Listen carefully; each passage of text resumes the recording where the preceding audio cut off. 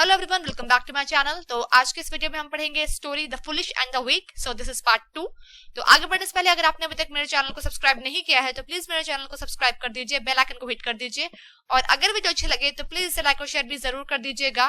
And please video को पूरा and तक देखिए ताकि स्टोरी आपको अच्छी तरह से समझ में आ जाए। तो चलिए वीडियो को स्टार्ट करते हैं। Half of the story I've already explained, so today we'll start from here. No matter how slowly her feet had taken her, at the end they had taken her there. तो इस बात से कुछ फर्क नहीं पड़ता कि कितनी स्लोली, कितनी धीरे मेग जो है वो वहां तक पहुंची, लेकिन एट द एंड फाइनली वो उस जगह तक पहुंच गई जहां उसे पहुंचना था। Directly ahead of her was the circular building. Its walls glowing with violet flame, its silvery roof pulsing with a light that seemed to Meg to be insane. Insane means mad.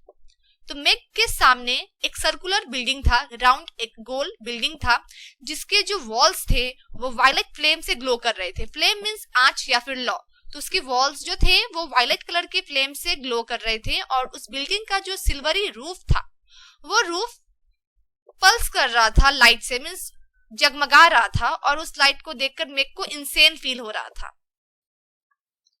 She could feel the light, neither warm nor cold, but reaching out to touch her, pulling her toward IT. और मेग जो है वो उस light को feel कर पा रही थी। वो लाइट ना तो वार्म था, गर्म था, ना ही कोल्ड था, ना ही ठंडा था, लेकिन उसे ऐसा लग रहा था कि वो लाइट जो है वो उस तक पहुंच रहा है, उसे टच कर रहा है और उसे IT की तरफ खींच भी रहा है। There was a sudden sucking and she was within. और अचानक से एक खिंचाव सा उसे महसूस हुआ और वो उस बिल्डिंग के अंदर पहुंच गई। She blinked her eyes rapidly और उसने अपनी आंखें काफी रैपिडली, बहुत ही तेजी से जल्दी ब्लिंक किए।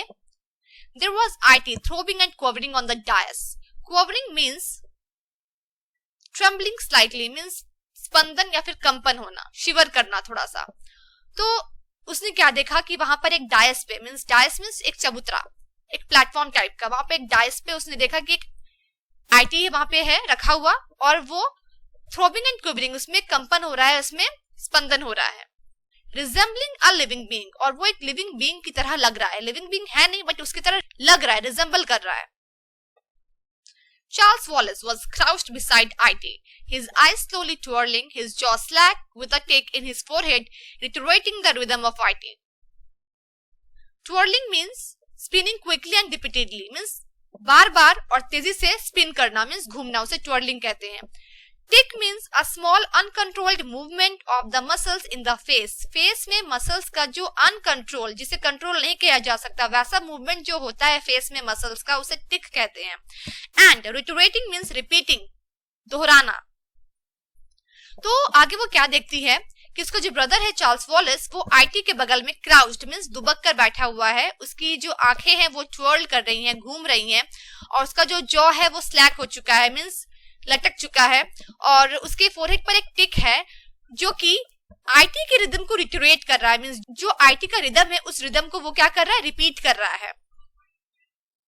She was seeing Charles and yet it was not Charles at all. वो अपने ब्रदर चार्ल्स को देख रही थी लेकिन फिर भी वो चार्ल्स नहीं था। क्यों नहीं था? क्योंकि वो IT के कंट्रोल में था, IT उसे कंट्रोल कर रही थी वो मशीन, इसलिए वो चार्ल्स होते हुए भी चार्ल्स नहीं था। What is it I have got that IT hasn't got? She wondered again. और मेग जो है वो दोबारा से सोचती है कि मेरे पास ऐसा क्या है जो IT के पास नहीं है। You have nothing that IT hasn't got, Charles Wallace said coldly. तभी चार्ल्स वॉलेस जो है वो coldly कहता है कि तुम्हारे पास ऐसा कुछ भी नहीं है जो IT के पास नहीं है। How nice to have you back, dear sister. We have been waiting for you. We knew that Mrs. Watson would send you. She is our friend, you know. और आगे चार्ल्स वॉलेस कहता है कि तुम्हें वापस देखकर बहुत अच्छा लग रहा है, हम तुम्हारा वेट कर रहे थे। हम मींस IT, वो खुद और IT के बारे में कह रहा है कि हम दोनों तुम्हारा वेट कर रहे थे। हमें पता है कि मिसेस वॉटसन जो है उन्होंने तुम्हें यहाँ भेजा है और वो हमारी फ्रेंड है, तुम्हें पता है ये बात। वो ये सब मेग से कहता है। For an appalling moment, Meg believed and in that moment she felt her brain being gathered up into IT. Appalling means horrifying, means डरावना। तो एक हॉरिफाइंग मोमेंट के बाद मेग जो है वो उसकी बातों पर बिलीव कर लेती है और उसका जो ब्रेन है वो गैदर्ड अप होने लगता है, मींस IT मेग के ब्रेन को कंट्रोल करने लगती है। No, she screamed at the top of her lungs. और जैसे ही उसे ऐसा फील होता है कि आईटी उसे कंट्रोल कर रही है, उसके ब्रेन को, वो बहुत मतलब अपने पूरी ताकत के साथ स्क्रीम करती, चीखती है और कहती है नो, नहीं। For a moment she was free from ITs clutch again. और कुछ मोमेंट के लिए, थोड़ी देर के लिए वो आईटी के क्लच से क्या हो जाती है, फ्री हो जाती है, उसके चंगुल से बच जाती है।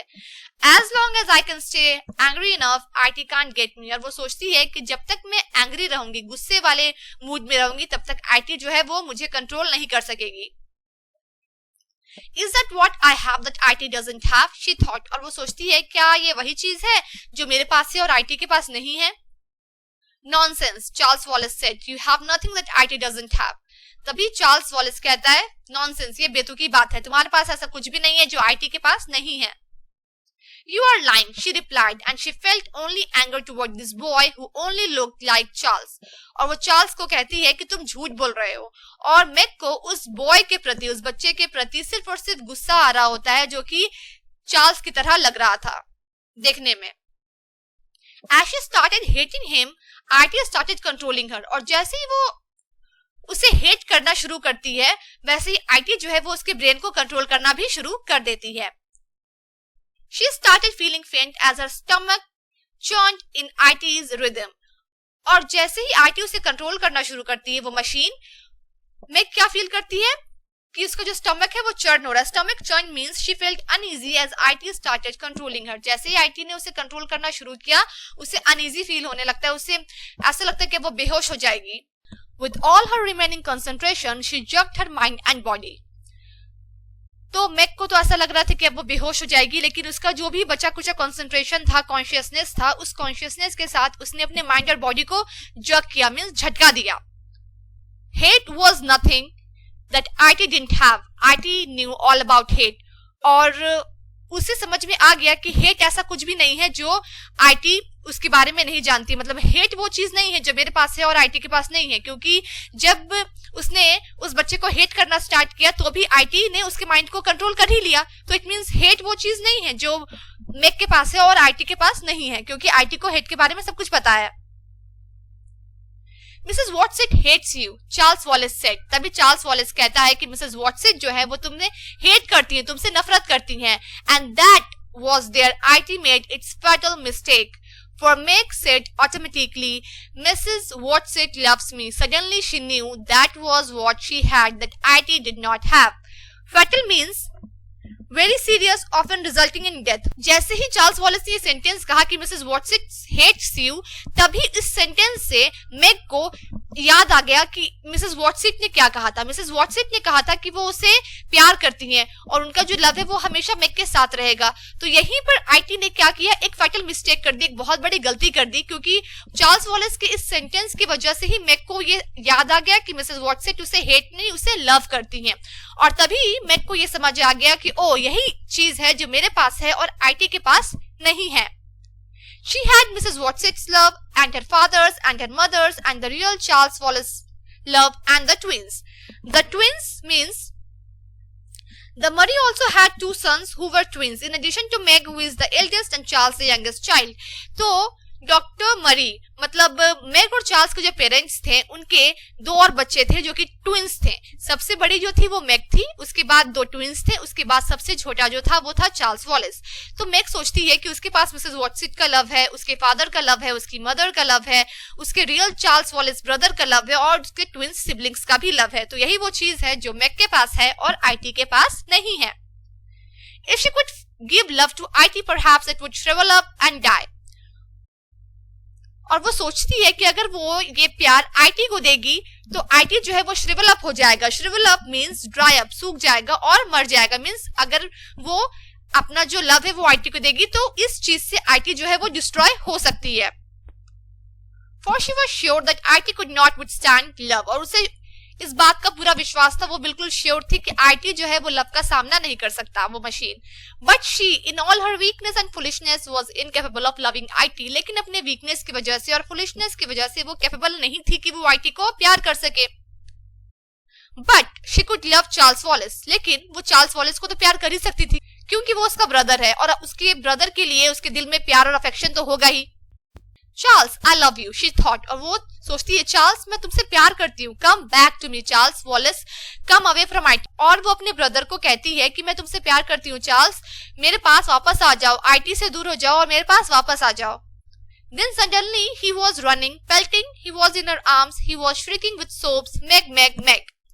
Pelting means running quickly, बहुत ही तेजी से, बहुत ही स्पीड में दौड़ना. तो जैसे ही वो ये कहती है चार्ल्स आई लव यू, तो उसके बाद अचानक से जो उसका ब्रदर है चार्ल्स वॉलेस, वो दौड़ते हुए, तेजी से दौड़ते हुए उसके आर्म्स में आ जाता है और वो सिसकियों के साथ चीखने लगता है मैग मैग मैग, अपनी सिस्टर का नाम लेता है. Meg saw a wall of darkness before her eyes. तभी मैग जो है उसे अपनी आंखों के सामने अंधेरा भरा एक चक्र दिखाई देता है. An icy cold blast whizzing past her skin and an angry, resentful howl that seemed to tear through her. और उसे एक icy cold blast फील होता है अपनी स्किन में और एक एंग्री, गुस्से भरा, resentful means bitter and indignant means anger, गुस्से वाला, और उसे एक एंग्री, गुस्से वाला चीख सुनाई देता है. ऐसा चीख, हाउल मीन्स चीख, जो कि ऐसी चीख होती है जो कि उसे ऐसा लगता है कि वो चीख जो है वो उसे चीरती हुई गुजर जाएगी. And then the feel of earth beneath her, of something in her arms, and she was rolling over on the sweet smelling autumnal earth with Charles' little arms grasped tightly. उसके बाद उसे फील होता है अपने feet के नीचे अर्थ feel होता है, उसे फील होता है कि उसके पैरों के नीचे जमीन है और उसके आर्म्स में कुछ है और वो जमीन पर रोल कर रही है. And she was rolling over on the sweet smell autumnal earth, और ऑटम के टाइम पे अर्थ पे जो स्वीट सी स्मेल होती है उसे फील होता है कि वो स्वीट सी स्मेल के साथ अर्थ पर रोल कर रही है. With Charles little arms grasped tightly about her neck, और साथ ही उसका जो ब्रदर है चार्ल्स, उसके छोटे छोटे आर्म्स जो है वो उसके नेक को बहुत ही टाइटली, बहुत ही जोरों से पकड़े हुए हैं. Meg you saved me he said over and over, और वो बार बार ये कहता है अपनी सिस्टर से कि मैग तुमने मुझे बचा लिया, तुमने मुझे बचा लिया. मैग केम अ कॉल, तभी उसे आवाज आती है कि किसी ने उसका नाम लिया, Meg. And there were her father and Calvin hurrying through the darkness toward them, और वो देखती है कि उसके फादर और उसका जो फ्रेंड है कैल्विन, वो डार्कनेस, अंधेरे की तरफ से उसकी तरफ आ रहे हैं. Still holding Charles she struggle to stand up and look around, और वो अभी भी अपने ब्रदर को पकड़ी हुई होती है और काफी स्ट्रगल करते हुए, काफी मेहनत करते हुए वो खड़ी होने की कोशिश करती है और अपने आसपास देखती है. Father Cal where are we, और वो पूछती है अपने फादर और फ्रेंड कैल्विन से कि हम लोग कहाँ हैं. Charles Wallace holding her hand tightly was looking around too, और उसका ब्रदर जो है वो भी उसका हाथ काफी टाइटली, बहुत ही टाइट से पकड़ा हुआ होता है और वो भी अपने अगल बगल देखता है, अपने आसपास देखता है कि आखिर वो लोग कहाँ पर हैं. And suddenly he laughed his own sweet contagious laugh. Contagious means infectious, फैलने वाला, और अचानक से वो अपना जो उसका खुद का स्वीट सा कंटेजियस सा जो लाफ होता है वो हंसता है.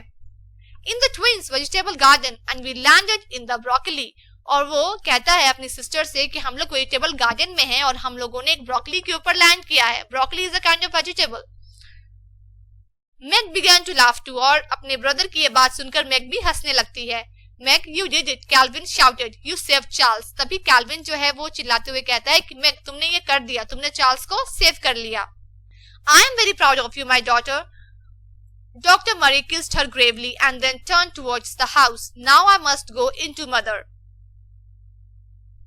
उसके बाद उसके जो फादर थे डॉक्टर मरी, वो कहते हैं कि मैं बहुत ज्यादा प्राउड फील कर रहा हूं तुम पर, मेरी बेटी, माय डॉटर, और वो उसे बहुत ही गंभीरता से किस करते हैं. उसके बाद वो लोग अपने घर की तरफ मुड़ते हैं. Now I must go into mother, और मैग कहती है कि अब मुझे मदर के पास जाना चाहिए. Doctor Murray was running across the lawn, Mrs Murray running toward him, and then there was a tremendous happy jumble of arms and legs and hugging. उसके बाद डॉक्टर मरी जो हैं वो लॉन से क्रॉस करते हुए जाते हैं. लॉन मींस घास का मैदान, घास का जो मैदान होता है उसे लॉन कहते हैं. तो डॉक्टर मरी जो है लॉन को क्रॉस करते हुए अपनी वाइफ की तरफ बढ़ते हैं और उनकी जो वाइफ होती है मिसेस मरी, वो भी उनकी तरफ बढ़ती हैं. उसके बाद वो लोग एक दूसरे को हैप्पीनेस के साथ और जॉय के साथ बहुत ही ट्रेमेंडसली हग करते हैं.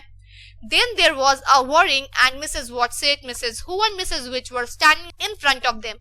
तभी एक चक्र सा आता है और मिसेस वॉटसेट, मिसेस हु और मिसेस विच जो हैं वो उनके सामने आकर खड़ी हो जाती हैं. Meg felt such tremendous love for these women that she felt that if she only knew where to reach, she could touch her love with her bare hands.